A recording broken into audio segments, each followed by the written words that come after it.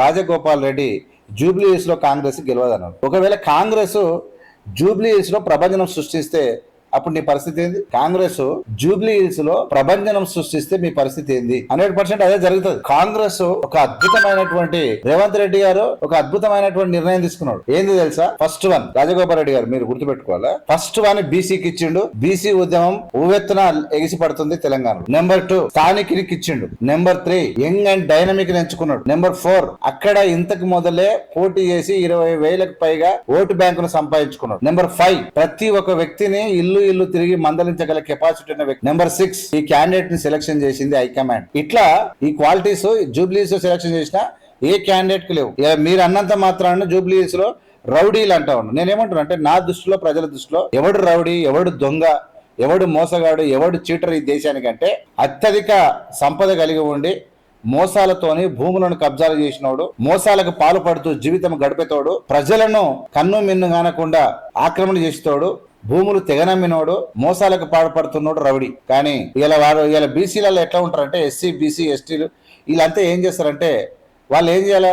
ఆరోగ్యంగా ఉండాలి, వ్యవసాయం చేయాలంటే, ఆర్మీలో పోవాలంటే, ఈ దేశానికి క్రీడలు ఆడాలంటే, పోలీసులు కావాలంటే ఇవే కదా దిక్కు. ఈ దేశాన్ని రక్షించుకోవాలంటే మంచి వ్యాయామశాల పోవడం, రెజ్లింగ్ చేయడం, జూడో చేయడం, జూజుట్స్ చేయడం, బాక్సింగ్ చేయడం, కబడ్డీ ఆడడం, all games, shot put, disc త్రోలు ఇవన్నీ వేయడం వల్ల, long jump, high jump, shot put ఇవన్నీ వేయడం వల్ల ఫిజికల్ ఫిట్నెస్ లో నెంబర్ 1. ఇలా జిమ్ పోయి బాడీలు పెంచి a sound mind in a sound body అని లోపల మెజార్టీ ఎవరు ఉంటారంటే బీసీలు ఉంటారు, ఎస్సీలు ఉంటారు, ఎస్టీలు ఉంటారు.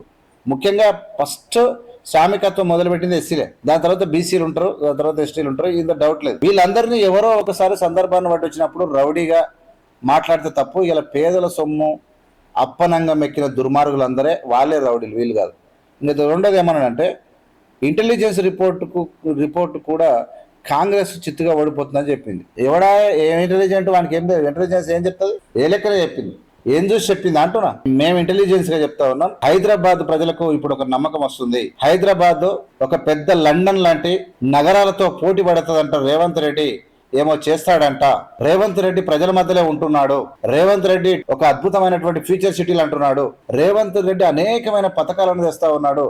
హైదరాబాద్ ను రేవంత్ రెడ్డి ప్రపంచ నగరాల్లో నిలబెడతాడంట అన్నటువంటి రేవంత్ రెడ్డిని గెలిపించుకుంటే, కాంగ్రెస్ పార్టీని కాపాడుకుంటే ఖచ్చితంగా ఎనలేని అభివృద్ధి, అవినీతిని పారదోలుతూ ముందుకు వెళ్తారంట అన్నటువంటి నమ్మకం ఇలా వచ్చింది ప్రజల మీద. ఇంటెలిజెంట్ ఎవడో ఇంటెలిజెన్స్ నువ్వు అన్నావు కదా ఇంటెలిజెన్స్ అనేది. ఈ ఇంటెలిజెంట్ రిపోర్ట్ని తలకిందులు చేసేటువంటి విధానం నేను చెప్తా ఉన్నా. ఇలా ప్రజలకు ఒక నమ్మకం, ఒక రేషన్ కార్డ్, ఒక ఓదార్పు, ఒక భరోసా, ఒక అభివృద్ధి, ఒక హామీ. తప్పుడు ఇంటెలిజెన్స్ రిపోర్ట్ అది చిత్తుగా ఇలా కాంగ్రెస్ చిత్తుగా ఓడిపోతానడం తప్పు. అది రాజగోపాల్ రెడ్డి ఏమంటే రాజగోపాల్ రెడ్డి కసితోని, మంటతోని, పార్టీ మీద ద్వేషంతోని ఆ మాటలు మాట్లాడుతున్నాడు తప్ప ఇలా నీ పరువే అవుతారు రేపు. నేను ఒకటి చెప్తా ఉన్నా.